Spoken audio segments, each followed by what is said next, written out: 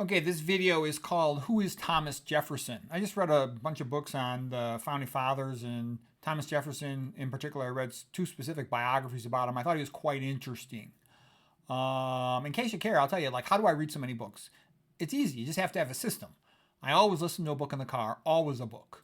I always read a book when I'm doing a number two. I'm always reading a book. Usually that's a medical textbook. And then at number ones, I always read a paperback of some sort. When I'm eating dinner, I'll often watch a DVD course or an online course. I mean, I don't always do that. I watch all kinds of videos, but that's a way you can very quickly, easily get through 3 books every week. Your DVD at night with dinner, your book in the car, and your book in the bathroom, and you'll easily get through 3 books a week. You know, if you get through 3 books a week, 50 weeks a year, you're going to read a minimum of 150 books a year. Okay, so anyways, here is Thomas Jefferson. He was a great, great man. He was a real tall, redheaded guy. He was a genius. He could read like in 5 or 6 languages. He was sort of known as a polymath, just really well informed on numerous different topics. Here he is writing the Declaration of Independence with Ben Franklin proofreading it and John Adams as well. America is very fortunate to have such good, brilliant men as founding fathers. TJ, let's see what else we got about him. The Declaration of Independence was approved in 1776 by all 13 colonies. It was very important to get all 13 colonies in there so they would be able to work together to get the British to leave them alone. Let's see. A Bill of Rights is what everyone is entitled to on earth. In the Declaration of Independence, Thomas Jefferson stated that all men are created equal. They are endowed by the Creator with inalienable rights. That's an important phrase there. By the Creator, by God, with unalienable rights. What that means is they cannot be taken away from you. If your rights are granted by a ruler, the ruler can change their mind and take them all away from you. When they come from a society agreed upon Creator, they cannot be taken away from you. That's really important. Life, liberty, and the pursuit of happiness. Okay, now here's a picture from the First Continental Congress, and this is a very important point. They would pray during Congress. In the government buildings of that time, like the Capitol in particular, but also the Treasury and other government buildings, they had church every Sunday. So I want that to sink in. They had church every Sunday. Of about the 250 men that were involved as founding fathers, either from signing the Declaration of Independence or signing the Constitution and being involved in related things, over 95% of them were devout Christians, and a large percent of the remainder were Christians, but not as intensely devout. And there were a few that were slightly a little bit different in their practices. Okay, but it's an important point. They went to church together. They prayed together. So people should know this. America was not just Christian, it was intensely Christian amongst the founding fathers. And that's a big part of how it was free. Okay, this painting here is American Founding Fathers Praying to Their Christian God by Thomas Madison, 1848. Thomas Jefferson, when he was president, he would have the Marine Band play in the church at the Capitol. So at the Capitol on Sunday, the politicians would all go to church, okay? And they'd have the Marine Band playing their Christian music. Thomas Jefferson said, "No country can survive without religion. Christianity is the best religion. The words of Christ can stand alone." And he devoted himself to supporting the Christian religion and its influence on education and in politics. TJ promoted National Days of Prayer. He wrote that all officers should go to church on Sundays, and if any of them disrupts church or interferes with it, they should be set up for court-martial. We would consider him a religious fanatic by the standards of today. Here's this painting for the signing of the Declaration of Independence. All these guys, devoted a major part of their lives to founding the United States with freedom of speech and a lot of other rights, which, we sort of took for granted, but you could lose them very easily. So, hopefully this will continue, that men will step forward and really support freedom, because there's a lot of legislative back and forth on persons trying to take freedom away. In general, you'll see that pattern as Christianity wants freedom for the individual, whereas atheism does not. Rulers tend to want atheism because then they can take everybody's rights away and have total power. Okay, here's some of the books I read. The Jefferson Lies by David Barton. I thought this was a great book. What I liked about him especially is he goes back to primary sources from those days. You're going to see that most of the old history books quoted a lot of primary sources, before 1900, versus many of the modern books. They just quote other moderns, and a lot of stuff they say is flat out not true. Thomas Jefferson and the Art of Power by Meacham was okay. Meacham's a decent historian, but I thought he's a little bit wimpy. Killing England by Bill O'Reilly and Martin Dugard, very entertaining. Lots of action. It's well written. It's sort of geared to entertain. McCullough is almost like a psychological version of history. He was good. I didn't find him as exciting, but he was good. I trust him. American Heritage 10 DVD course on the Founding Fathers by David Barton. I enjoyed that. That's one example I would say, I watched at dinner time. You're sitting there eating dinner. It's fun to watch these documentaries of history, for example. TJ, what did he do that was good? He doubled the size of America, more than doubled it, by the Louisiana Purchase, buying that from France. He really represented especially the sort of patriots from the South, and they wanted an agricultural society. They wanted a small federal government. He did everything he could in his power to end slavery. It wasn't that easy to do. If you freed your slaves, you were still responsible for them financially, and he was really broke on money. He ended up losing his property when he died. He wasn't able to give it to his family. It was taken away from them because of all his debt. John Adams and Alexander Hamilton are two of the sort of classic Federalists, which was really more of a northeastern England, okay? The Northerners wanted more centralization of power. They wanted a government system at that time which mimicked that of England. And TJ did not like this. He saw the Federalists as trending into monarchy, being too much like England. That's why he had more appreciation for France. TJ donated money to churches, to preachers, to missionaries, to Bible studies. He would write them letters of recommendation, helping them to get jobs in government and everywhere else. He was very, very strong supporter of Christianity. Some people say, well, hey, they've heard of quotes from TJ criticizing clergy. What was that about? Well, the northeastern clergy were the Federalists. Pastors were very influential in those days. They were Protestant pastors. There was no tax exemption, nonprofit organization type effect on them, so they would speak freely. And the Federalists from the Northeast, they did not want Thomas Jefferson's view of things. They wanted to go with, John Adams, Alexander Hamilton towards a more centralized government mimicking that of England. But the other clergy, more from the South and other areas, TJ was very close friends with them, many of them, and very supportive of them. TJ read the Bible every night before going to bed. He was a member of Bible studies. He did everything he could to make sure students had Bibles, his family members had Bibles. Here's an interesting quote from David Barton describing how TJ would judge the intelligence in a professor or some man who was supposed to be learned. He'd first see if the guy had a sense of humor. He felt that so-called educated men who lacked a sense of humor were, to some extent, sort of phony. He didn't trust them as much or like them as much.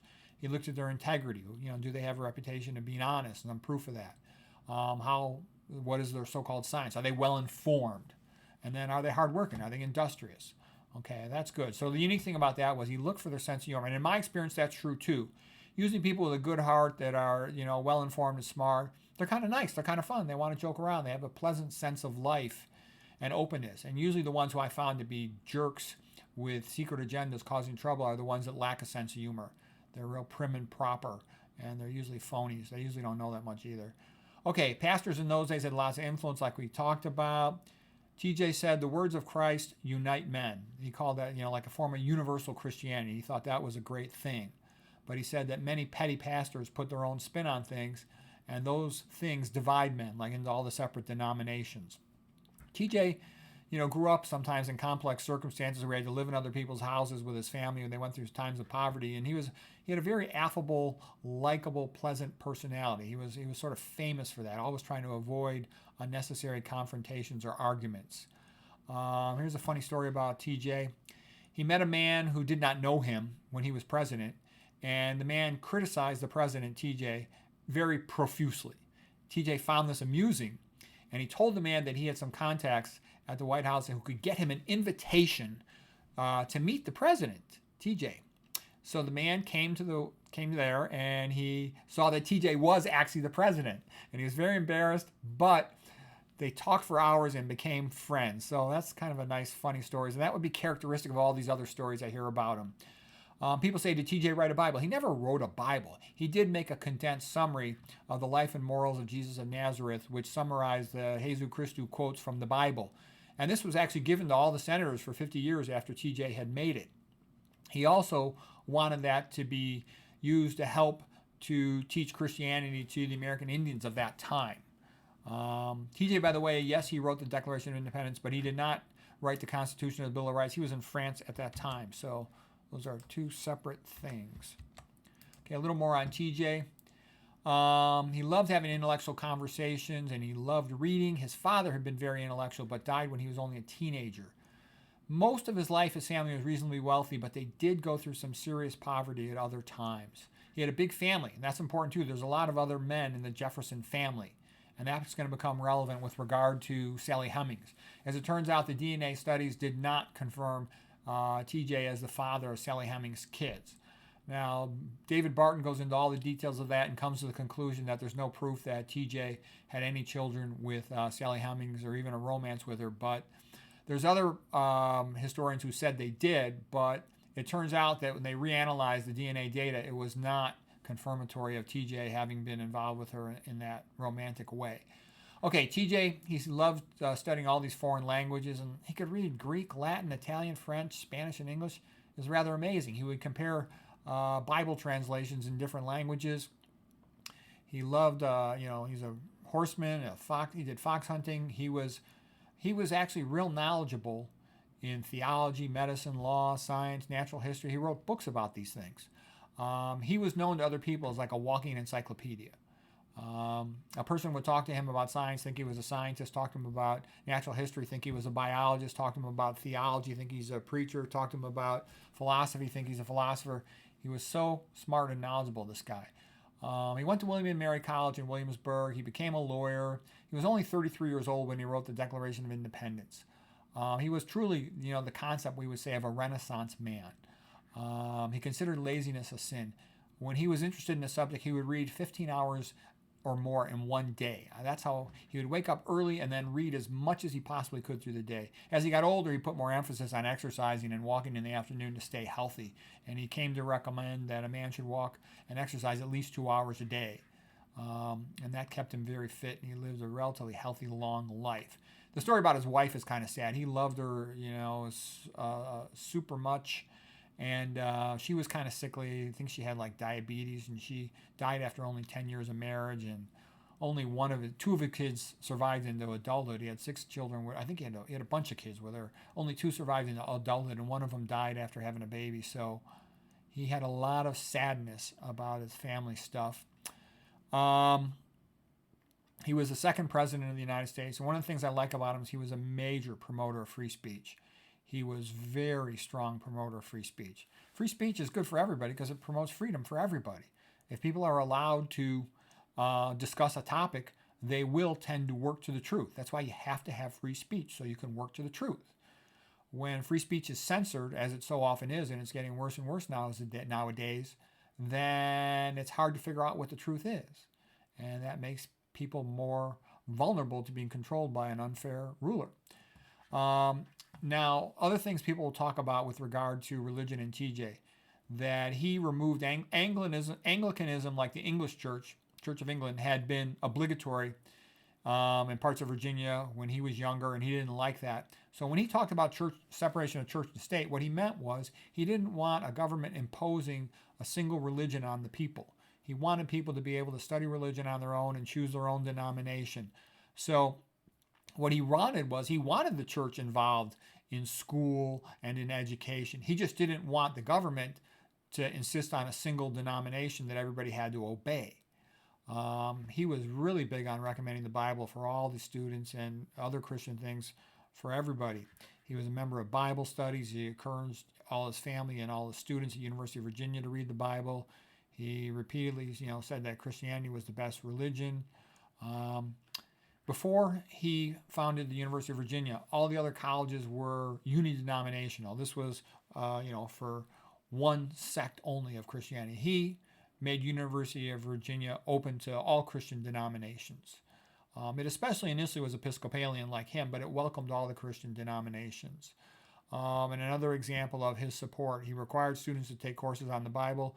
For divinity students, they attended college free of tuition. Okay, that's another thing. He gave money to missionaries. He did lots of things to support Christianity. The reason I'm going through all this stuff is you'll have modern books that'll try to tell you that TJ was not Christian, he was an atheist. That's completely untrue.